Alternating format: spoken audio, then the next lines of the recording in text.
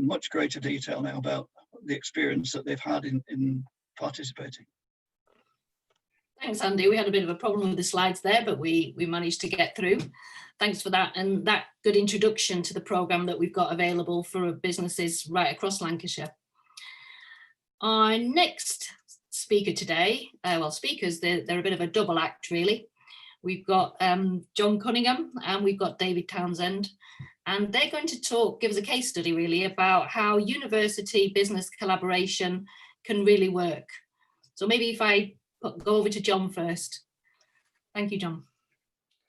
Thank you, Ruth. Thank you, Andy. Good afternoon, everyone. My name is John Cunningham, and I am the manager of CO2 Extraction Limited. I'm here today to talk to you about green innovation, our relationship with Lancaster University, and what we've been up to in the time of COVID-19. CO2 Extraction Limited specialises in the extraction of high-value bioactive compounds from botanicals using CO2 supercritical fluid extraction. So what do I mean by that? The process itself involves manipulating CO2 through a combination of temperature and pressure and putting it into a supercritical state, i.e. whether it's neither a gas nor a liquid, and passing that through botanicals. We do this in order to extract key compounds which have been identified as having valuable properties for a variety of applications in the nutraceutical, pharmaceutical and cosmeceutical sectors, as well as in flavours and fragrances and food and beverage. As CO2 is naturally occurring, there is no risk of contaminant, and we have greater yields owing to the greater penetration of the product. It's eco-friendly and widely accepted as the optimum extraction technique available for botanicals. The growing demand for these products is very much consumer-led. The consumer, i.e. all of us, is increasingly demanding natural and naturally sourced ingredients. They also care about the carbon footprint created in the manufacture of these products. So what products are we talking about? Well, for every natural botanical that you have heard of, there are many others that you will not have done. So while we have jasmine, chrysanthemum, black pepper and lilies, and these go into fragrances, natural pesticides, mouthwash and moisturizer respectively, we also have your echiums, artemisias, lunarias and calendulas. Now these extracts produce omegas 3, 6 and 9, antimalarials, hair care and skin hydration products, and anti-inflammatories. Our biggest market at the moment is in cosmeceuticals, one of the fastest growing sectors in the world. The global natural cosmetics market was estimated to be worth $36 billion in 2019, and is predicted to grow to $54 billion by 2027. So where are we based and how do we do this? We are based in Lancaster, and our facility comprises of a research and development 2.5 litre supercritical rig, complemented by our chemical laboratory and 160 litre commercial plant, capable of processing 50 metric tonnes per year.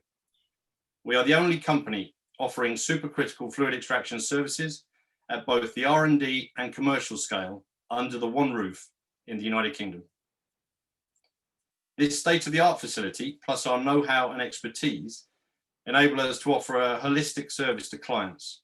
We can prove concept, optimize new extractions, provide state-of-the-art analysis, and finally, we can commercially extract the essence or extract from any botanical or plant. The definitive one-stop shop. By using only responsibly sourced CO2, our process is carbon neutral, and by focusing on UK growers and producers, we are enabling the manufacture of 100% indigenous UK products with minimal carbon footprint. So what's our ambition? Well, we are committed to establish a bioextraction centre of excellence in the Northwest, and for this hub to be the premier facility of its kind in the country. This we are aiming to achieve within the next 3 to 5 years. Now this brings me nicely on to Lancaster University, as we've always identified the university as a key component to achieving that goal. Since our inception, we've been working in partnership with Lancaster University and the Centre for Global Eco-Innovation, CGE. Lancaster University's star is very much on the ascendant. In the Times list, it ranked number 6 in the UK for 2020, and was one of the factors in our decision to establish our centre in Lancaster. Dr. Townsend will speak about the university side of our partnership shortly, so I will focus on the industrial side. We signed a partnership agreement with Lancaster University in 2019, and since then the university has supported us at every step. They have made personnel, sophisticated and therefore very expensive equipment and chemical laboratories available that would ordinarily be beyond the budget of a company of our size. So the business was developing well, and then along came a worldwide pandemic and a lockdown. So we are here today to discuss basically what we did next. We're obviously concerned for the inevitable negative impact on the company. So for example, we acknowledge that production would be disrupted, the chances of bringing in new business would be severely diminished, if not impossible. Instead, we chose to view this as an opportunity. Generally speaking, with the pace of everyday business, there is rarely a time to think strategically, let alone innovate or improve existing equipment or infrastructure, or to pursue new projects or technological development. In this period, we set out a program and we resolved to do all three. So if I start with innovation, sort of new processes and techniques, CO2 extraction is our focus, but we are also constantly looking to develop innovative processes and techniques to complement our technology. With time available, we took the opportunity together with Lancaster University to work on a new technique or eco-extraction process to match the performance of hexane on targeted botanicals. Hexane is a solvent which is a competitor of CO2 and an industry staple, albeit toxic and a petroleum derivative. So we are now able to say that we have actually achieved an ecologically sustainable alternative. At this stage, I can't say any more than this is proprietary, but this is a genuine breakthrough. On upgrades, we have redesigned and upgraded our commercial extraction system, incorporating the latest sophisticated electronics, but also taking the time to design a system that remained user-friendly. Touchscreen and digital display is always aesthetically pleasing, but it's not always practical, and especially not when handling high-pressure vessels and high-value extract. We now believe we have a perfect blend of technological advancement with a practical and user-friendly interface. We have also significantly improved our laboratory facilities and therefore our R&D capacity. Again, thanks to our relationship with Lancaster, we were able to take stock and acquire equipment complementary to the university facilities, which is an advantage not available to most other businesses. We were already the only facility of our type in the UK, and we've now taken the opportunity to take that up a level. And the next one to address was projects, a new application specifically for CO2. So at CO2 extraction, we've always taken the view that CO2 gets a bad press for obvious reasons. The point is it's not going away and actually is essential for life on Earth. And while we need to control it, it can also be harnessed as a force for good. We are also aware that the government has committed to an ambitious timeframe to make the country carbon neutral by 2050. We believe we can provide genuine impact here as CO2 has multiple uses. Obviously, it can be used in the extraction of botanicals, but it can also be used in the extraction of other molecules, polymers, nanotech, minerals, as well as in drying and cleaning of highly sophisticated or nano electronics. So due to the work conducted over this period and in partnership with CGE, we are engaging on another project, extracting high-value molecules to facilitate recyclability in electronic waste.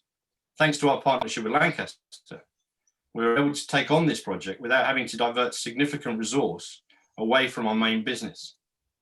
The high caliber team we have been able to put together includes leading academics from separations, materials, and polymer chemistry. It's an extremely impressive group. I can't say much more for obvious reasons, but this project starts next month with a combination of ERDF and CGE funding, with support again from Lancaster University personnel. Again, if successful, IP will result.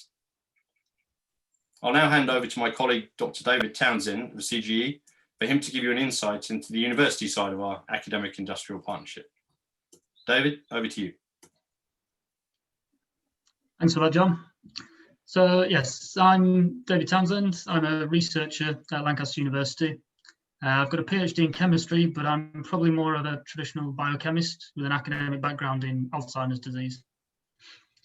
I've been working as a technical innovation fellow at the Centre for Global Eco-Innovation at Lancaster University for the past 18 months or so. And I guess you could say I'm the sort of go-to scientist for the business-based projects which don't really fit into any of the other categories. So what does an innovation fellow actually do? I usually get handed businesses who need help putting together a project application, or they may need some technical expertise to help gather the preliminary information and the data before committing to a project, or sometimes, as was the case with newer SMEs, including CO2 extraction, the research aim and ambition is already there, but the pathway on how to get the most out of the R&D investment isn't always clear and needs some sort of refinement. Now, given my broad multidisciplinary background, I've been able to turn my hand to a range of business assists in the last year, ranging from polymer chemistry, analytical chemistry, agricultural research, bioengineering, horticultural, soil sciences, a whole range of things. But out of them, the most successful of these business interactions has to have been the one with CO2 extraction. In fact, I could probably use CO2 extraction as a case study to describe just about everything that I do, which shows how the university supports business through the Centre for Global Eco-Innovation. As John mentioned, CO2 extraction have been involved with Lancaster University since its inception, and I started working with John shortly afterwards, I think. I was given a project outline John had put together, which wasn't quite ready to submit for the funding applications to the ERDF, and I was kind of asked what we could do to help with that. Now, whilst bioengineering wasn't exactly my forte coming into this, I've always been keen on multidisciplinary research and getting stuck into new and exciting projects, with a lot of innovation often coming from thinking outside the box with different backgrounds.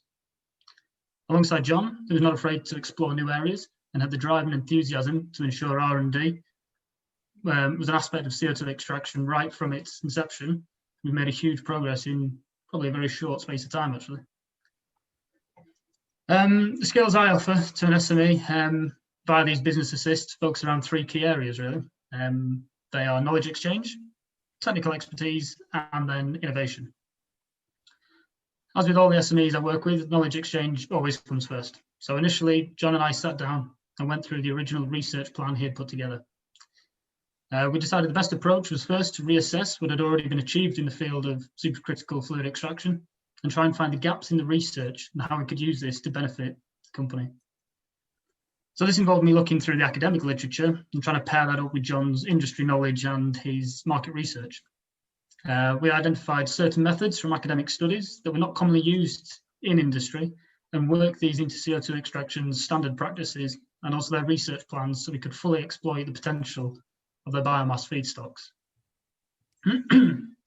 The academic knowledge and understanding then actually went a lot further, and suddenly I found myself in meetings with John and prospective clients of CO2 extraction, advising on how they could tailor the extraction and purification of these novel high-value oils to the client's needs. That meant I was also able to sell the environmental benefits of CO2 extraction in technical terms to the client's own scientific teams and explain how it could give them an advantage over competitors in the market compared to the traditional extraction processes which John touched on before. So crucially, this meant CO2 extraction could now converse directly with the technical scientists of these clients and answer any questions they had straight away, allowing them to work a lot closer with the client. So the next phase was the technical expertise, and for this I began conducting the analytical testing of CO2 extraction using Lancaster University's extensive equipment. So this meant rather than outsourcing the oil samples and things and being a step away from the results before having to pass them back onto the client, CO2 extraction in effect had access to their own multi-million-pound laboratory, but also to scientists such as myself and the instrument technicians who could help to develop analytical methods and tailor them towards the needs of CO2 extraction, and even more specifically, then to their clients as well. Now, as John already alluded to, during COVID, technical lab work for me as a sort of researcher for hire, but without access to a lab at the time, meant that the lab work pretty much dried up quite quickly. So instead, I spent the initial few months working on several PhD applications for the Centre for Global Eco-Innovation with multiple SMEs, including the one for CO2 extraction. But John and I focused not only on the PhD project though, but also on the next phase of R&D by putting together probably a 3-year research plan tied in with the university. This one part of the innovation phase of the work that I get involved with. And by reviewing his research objectives from a different academic background, we came up with some very interesting ideas. We put together multiple project applications, tied in with a range of academics, bringing in even more expertise and further expanding CO2 extraction's knowledge portfolio, really. And then the biggest innovation involved developing a new sustainable and greener extraction method John's already mentioned, supplementary to supercritical fluid extraction. We're actually able to use the lack of global R&D in general to our advantage, and we were able to convince equipment suppliers to lease us their instruments for fairly long, 2 or 3 months at a time, whilst we tested out these novel methods. Normally, this level of testing, a whole new practice, would have involved large upfront investment in equipment and the huge risk associated with it not really working. Suddenly, because of COVID, we had all the equipment we needed to play with, and the suppliers were actually really interested in how we were using their equipment for novel and eco-friendly purposes. So it was a win-win all around, really. So whilst many companies slowed down during COVID, this was actually when John and I were probably the most busy since we started working together. We suddenly had time to experiment with new biomass, as well as optimizing the extractions of the key seed materials. So overall, we were able to expand on CO2 extraction's feedstock portfolio, ready for when the rest of the market woke up post-COVID. I've got to say, I've thoroughly enjoyed my time working with CO2 extraction and with John, and I'm really looking forward to continuing the academic and industrial relationship and move forward with our joint research projects. So I'll pass you back to John now. Okay, thanks, David. The feeling is mutual. So I was asked to say a little bit more about where we are now, and more importantly, what's next. So i.e., how are we going to build on the work we've done in this period? So to give you an example, as a direct result of work undertaken in this period, we're now working with specific niche botanicals for new clients. We are continuing to develop new and innovative techniques to optimize extraction yields from both a quality and a quantity perspective. We're increasing and diversifying our client base, so farmers, agronomists, country estates, formulators and flavour and fragrance houses, mainly in the UK. We're also looking at longer term projects and are already in discussions with Eden North with an eye on 2023. Our relationship with the university continues to go from strength to strength. We have established what we call our pipeline strategy, twin pipelines, talent and innovation. The first of each is already underway. We have taken on a new PhD with a full work plan for the next 2 years already drawn up. And CGE has agreed to fund our recyclability project commencing in November, with a view to a full joint grant application in the first quarter of 2021. Our current position, it's fair to say, would not have been possible without our relationship with Lancaster University. As a consequence of our efforts over this period, we've increased our capability and productivity. Our revenue has grown and diversified. We've pulled in additional investment and the asset value of the company has increased. We also have exciting and lucrative innovation projects underway with the possibility of genuinely disruptive IP at their conclusion. I'll touch on something that Andy mentioned earlier and finish on a final thought. Green innovation is a fantastic strapline, but it must be sustainable. We cannot rest on green credentials alone. I believe that those of us working in this clean tech sector have a great responsibility, not just to ourselves, but to the wider community. Firstly, to demonstrate that green technological solutions exist, and then that they measure up from a performance and an economic standpoint. That is how we define true sustainability and real impact. I hope we've not gone on too long. Thank you very much for the opportunity to hopefully provide you with an informative real live case study in academic industrial partnership, and how through innovation and given time to innovate, we can provide genuine impact and contribute to a sustainable future. Happy to take any questions.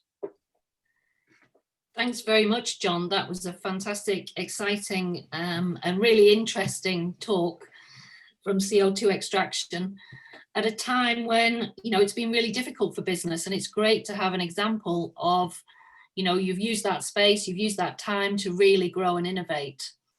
And thanks to David as well for helping understand how the university can support really complex projects like this. So we're going to take questions at the end. I'm going to move on to Martin Leeming. Martin works for Trakrap, and he's experienced a different sort of innovation support from the university through the Low Carbon Innovation Forum. Over to you, Martin. Oh, thanks very much, Ruth. Hi, everybody. I've got some slides here to share, so I'll do the most complicated bit now, which is, I think, screen sharing, host disabled attendee screen sharing. Oh dear. I can't share screens, I don't think. Ruth, it says host disabled attendee screen sharing. I think Dan will have to help us with this one. Oh, it's enabled now. Oh, thank you very much. Thank you, Dan. That's brilliant. There we go.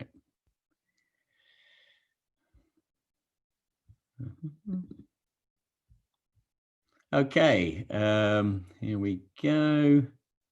Just do the final bit of this, which I can't see that bit. See if I can get my. There we go. Okay, I hope everybody can see that. My name's Martin Leeming. As I say, I'm a CEO of Trakrap. I started this business about 10 years ago after some would say a successful career with the Cummins Engine Company, Price Waterhouse and Asda.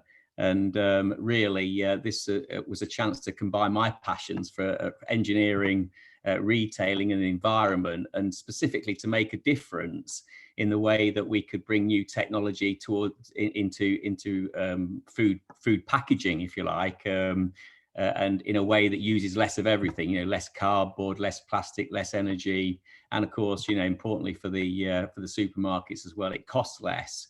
And that was really the passion. That's a picture of me. I'm not. Trees are not only good for hugging, that's also for holding me up that tree after a few lockdown gin and tonics as well. So, but when I look at it now in terms of the situation we're in now, how the world's changed since March, you know, we already had Brexit, you know, Extinction Rebellion, the war on plastic, climate change, all of us, we already had all those to deal with. And then lucky us, we got COVID-19 as well. So, you know, these really are, you know, completely unprecedented times. And for me, there's no question that if you can't innovate, you won't survive in these times. And I'll go even further now and say, unless that innovation accounts for the environment, you probably won't survive either. So it really has changed in many ways. I'm in the food industry, which is great because it's been flat out really since March, more so because the food channels have changed and people aren't eating in restaurants and coffee houses and stuff. So all the food's going through the supermarket, which are the manufacturers of food for those supermarkets are our primary customers.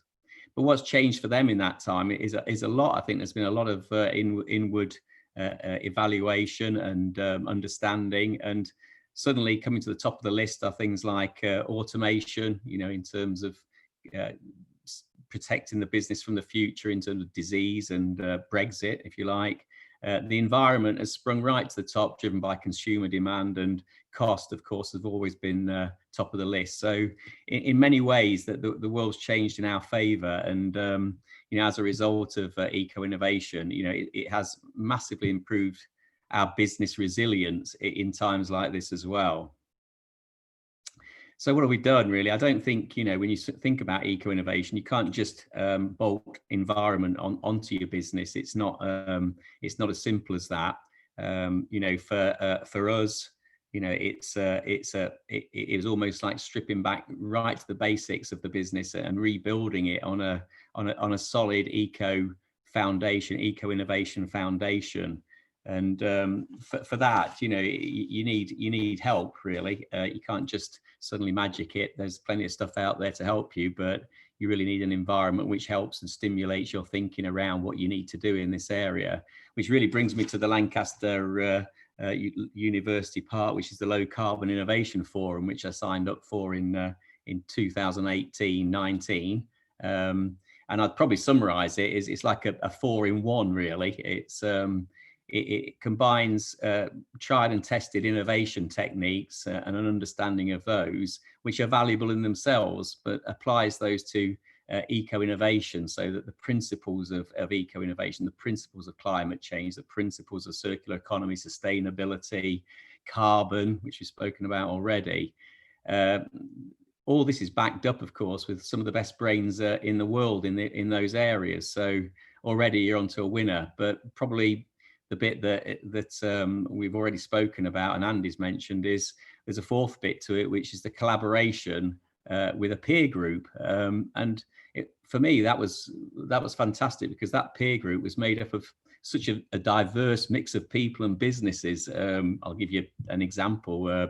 Ranged from GPS tracking, people who manufacture GPS trackers, food manufacturers, through lighting specialists and landlords, and to right the way through to the Tree Bee Society, and even campsite management. So a real diverse group of people. And funnily enough, those are the people I would turn to now, not to talk about my business. They don't understand my business at all, but they understand what we know about the environment and sustainability and circular economy, and whether my thinking is right in those areas, and that I hold to be very valuable indeed.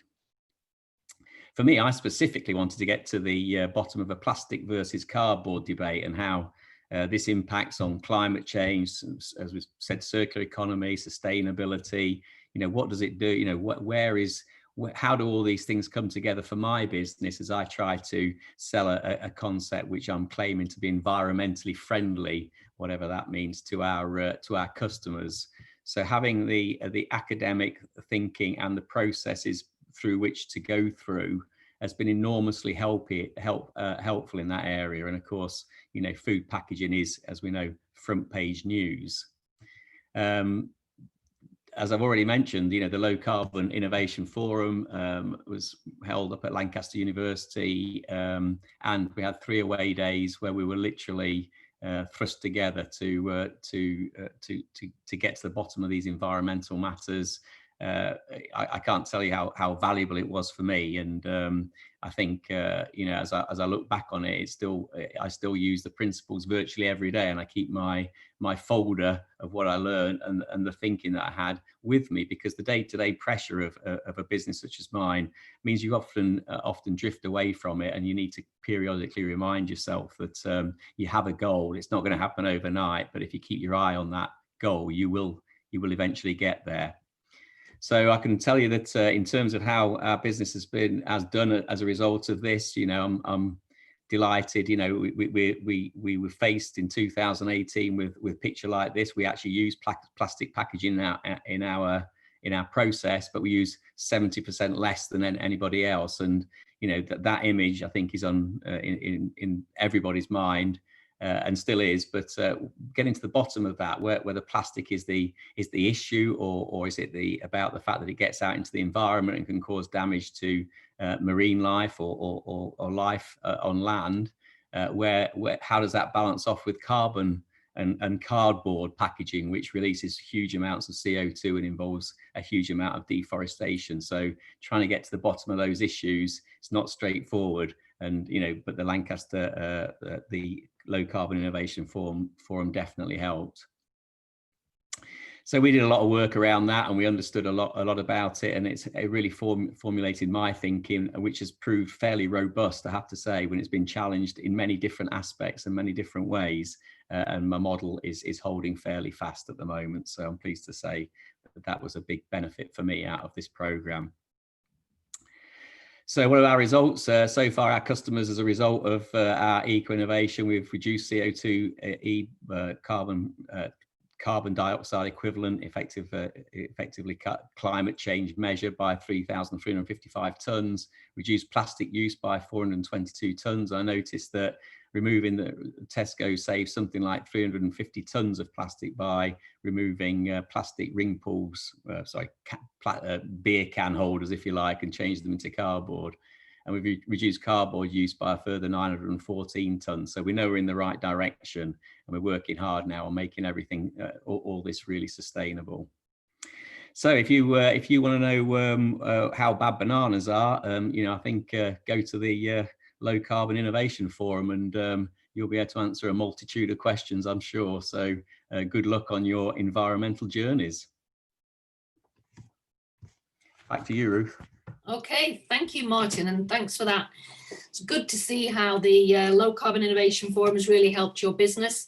And obviously for anybody watching today, if you're interested in the Low Carbon Innovation Forum, please get in touch with us, because all these sorts of activities will be starting again. Can I give you the screen back, Ruth, do you think? Yeah, I think so. I think if you just stop sharing. Yeah, not quite sure where the button is for that. Shall we look at some questions? We've got a few questions floating in, which is good to see. People have questions, please pop them in the Q&A now, and we'll have a look at them. So thanks Martin for that. So first off, let's have, I can see a question for John here. Really interesting to hear how you've used your downtime to plan ahead and get some new ideas going. When do you expect to see some kind of return on the time you've spent doing this? A good question. I think, as I mentioned in the recent presentation, we're actually already seeing that. We're seeing it from the point of view of having come up with already a new technique, which we've now tested on specific products. We're waiting, actually, this is sort of cutting edge right now. So we're actually waiting on that coming back from the formulator right now to find out how that compares with other techniques. We know it complies from a sort of a bona fide green alternative to hexane in this particular case. In other areas, we're already seeing advantage again by simply taking on this new PhD student, making sure that that student already has the work plan for the next 2 years. So that's building up a huge database for us as we try to go through all these sort of, how can I put it, lesser known botanicals, if you like, which have incredible resource and incredible value added extract for a market which is, as we said, growing all the time and scheduled to sort of explode in by 2027, as we were saying. Okay, thanks, John. I hope that answers the question there. A couple of questions for Andy here.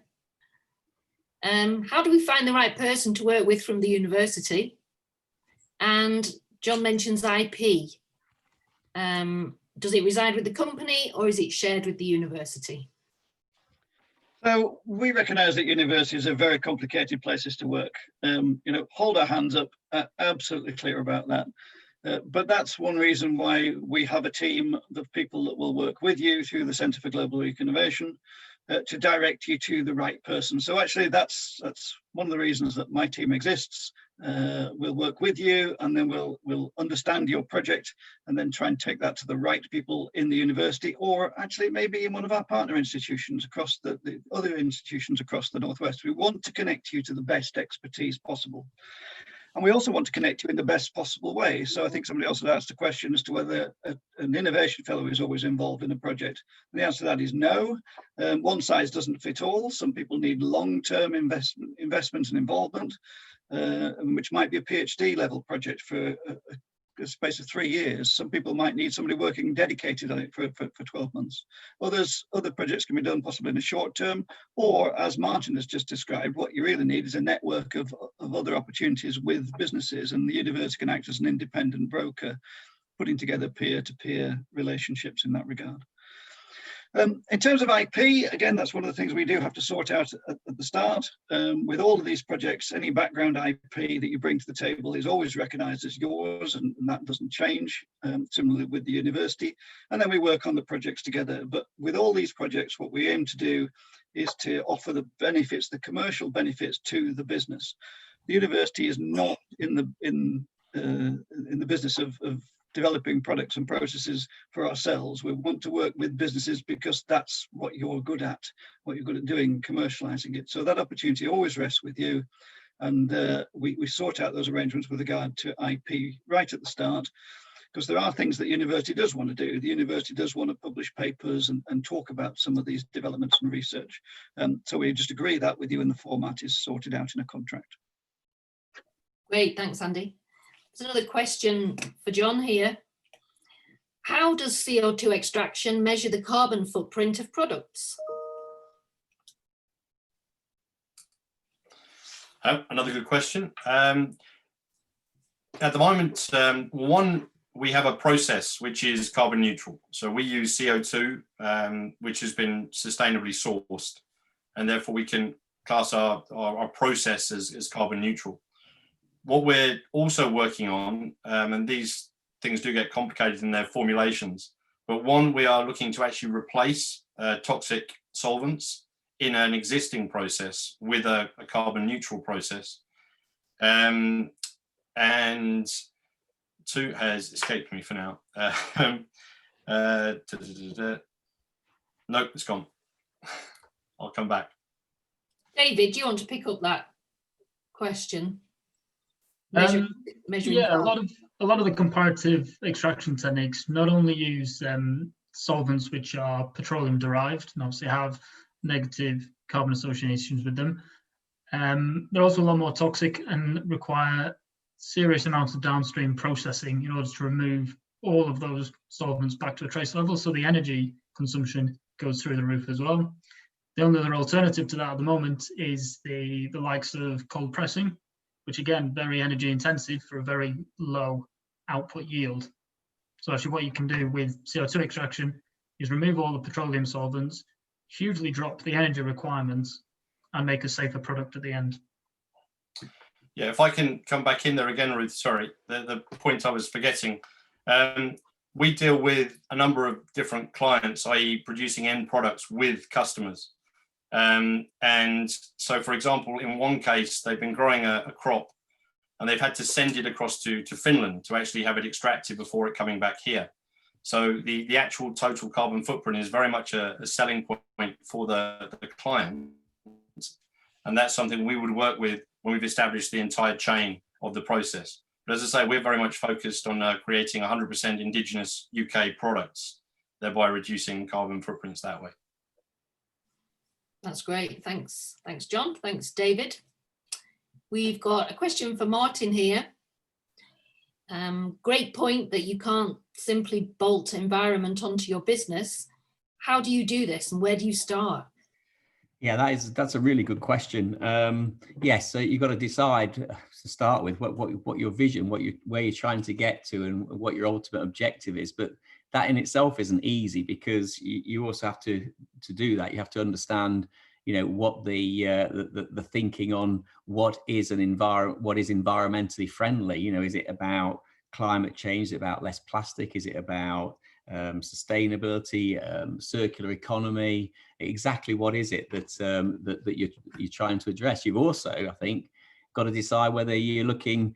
A number of people on my cohort on the course were looking within their own business, making their own business internally more environmentally friendly in their practices and the way they work and the energy that they use, etc. Mine was very much specifically around how I wanted to influence the wider economy in terms of packaging, in terms of making that a greener, more environmentally friendly place to be. So you have a bit of work to do to understand what you want to do. But I think this is the point, really, that there aren't any answers. What the answer's right for your business, and therefore what I found was by working in a cohort with experts to guide you and give you the conventional, not the conventional thinking, the up-to-date thinking and evidence base on which for you to have your discussions, and then work through your own environmental audit, if you like, but in a sensible way that allows you to start formulating how you want your business to look in the future, either internally or externally. So it is a complicated and involved process, but it's also a really inspirational process, if you like, if you already have a desire to go in that direction. It really is very rewarding. And effectively what I've learned is that I have a very different business to those people that were in my cohort, but the fundamentals of innovation and the fundamentals of what is good environmentally apply to both. So all you've got to do is then bounce ideas off each other, and then you think, yeah, wow, you know, that would work for my business. You know, if I went down this direction, that would really help, you know, in terms of meeting my goals. So I think the answer to your question is it's a journey, and a good place to start is by getting the expertise alongside you, not to give you the answers, but to help you formulate your views as to where you want to be. Thanks, Martin. And there's real benefit to those peer networks. There's lots of evidence over several years now at the university that they really do inspire business leaders to grow and change. There's also a quick question here, Martin. Somebody missed, what are your products? What's your business products? Oh yeah, oh great, yes. Yeah, I always call it a packaging system, but basically we designed a machine that replaces shrink wrapping. So you'll be familiar with shrink wrapping. It takes, you often see it around trays of beer or baked beans or this sort of stuff, where you take very thick plastic and put it through an oven, which is often running at around 40 kilowatts an hour, and shrink and melt the plastic onto it. The simple idea was that you take very thin films, so typical films are around about 40 microns, ours is 8 microns, and stretch it and then put it around and allow the elasticity to bring it back and hold it together. So it's quite simply replace, you reduce plastic use by about 70% and you reduce energy by about 90%. And with it goes a massive reduction in carbon footprint of around 70% as well. And because there's no heat involved, you can put fresh and frozen food through it as well. So they're all in cardboard boxes at the moment. And it might come as a surprise to people to know, but cardboard boxes have a miles higher carbon footprint than plastic wrap, if that makes sense. So there's two very different different viewpoints that you need to take into account there. Is it climate change and carbon footprint you're trying to avoid, in which case avoid cardboard? But if it's plastic getting out in the environment and affecting the wildlife, then that you need to reduce plastic. Now I'm saying we need to reduce both of them, but the solutions are very different. And I spend a lot of my time now working on what I would call closed loop systems, so we can actually collect our own plastic from the supermarkets by introducing something we've called green wrap, which comes straight from the Low Carbon Innovation Forum, and will allow us to close the loop on that recycling. So I think we'll end up with a pack, generally a pack that goes from something like 200 grams of CO2 for a typical sort of supermarket pack, and we reckon we can get it down to about 16 through that process, where we've got the closed loop in place as well. So I'm currently focusing a lot on that, and I'm focusing a lot on how we get that plastic back and get it recycled and reused. That's really interesting, Martin. There's a follow-on question here from our colleague Ian Steele. So this is about plastic versus cardboard, which is what you've just been mentioning, but they're switching from brown paper packaging for tea and coffee, which, although looks really eco-friendly, has a really difficult to separate polymer lining to be fully recyclable. These are questions to my ears, really. Do you have any tips for helping to sell this idea? I think probably we can connect you with Ian Steele if you don't know Ian already. Yeah, definitely. Yeah, and I'm actually, I do think my other campaign, of course, amongst all the other campaigns I'm currently involved in, is that it would be great to put the carbon footprint of the packaging on the pack in the same way as you put the calories, because that gives people the informed choice as well about how they do it. And we'll start making people, I think, respect packaging in a bit more ways. And, we know that people throw as much cardboard on the floor as they do plastic, but of course cardboard rots away and releases its CO2, and plastic hangs around forever. And so there's some behavior stuff that needs to come into this, attitudes towards throwing stuff away, attitudes towards recyclability. It's such a fantastic area, and I'd love to speak to about it. Yeah, we can connect you with Ian, and I think looking at that whole system of products and really truly understanding that life cycle associated with them is really important. There's another question. Sorry, Ruth, can I just say as well on that one, that one of the things that we started with prior to even the Low Carbon Innovation Forum was there is the reason I mentioned the bananas book is that there is the carbon footprint of everything, and I think Lancaster University are absolutely at the front edge of that. And you know, I would like to think that that database that they have there will eventually allow people to put the carbon footprint of the packaging on the packaging, because it's almost an invaluable database. That I think Absolutely, it's Mike Berners-Lee fantastic. started it, didn't he, a number of years ago. So last question for you, Martin. I'm conscious of time as well. If you're just starting out and want to package as environmentally sustainable as possible, where would you go for advice? Well, you could come and ask me. That'll be my recommendation, and I'll point you in the right direction, because clearly one of the problems that you got commerciality comes in this as well, and the biggest packaging manufacturers in the world are the big cardboard box suppliers. So it's like if all you have is a hammer, everything looks like a nail. So they will always send you down the cardboard route. But there is an awful lot of issues, and I think they're going to come to the forefront in the future as we continue the deforestation and the number of boxes that we're using because of home delivery, for instance. And I'm sure we've all had the experience of a massive box with a tiny amount of product in it arriving at a house and thinking, how can that possibly be right for the environment? So I'm quite happy to have a chat with anybody about it. That's really helpful, Martin. Thank you. So anybody listening, if you want to talk to any of our speakers, please get in touch and we can connect you through. I've just been asked to highlight in the chat function, there is a feedback link. We're really keen to constantly improve how we do these things. So please take a minute and do a little bit of feedback there. I guess we've come to the end of our questions, and it's for me to thank Andy and John and David and Martin for joining us this afternoon. We really appreciate it. There were fascinating case studies and insights into that university business collaboration and how it can really benefit everybody. So it leaves me to hand over back to Dan. Thank you, everyone. Thank you. Yes, thank you, Ruth, and thanks to all the panel for joining that conversation. It's also worth pointing out we've got obviously some more stuff coming up over the next few days.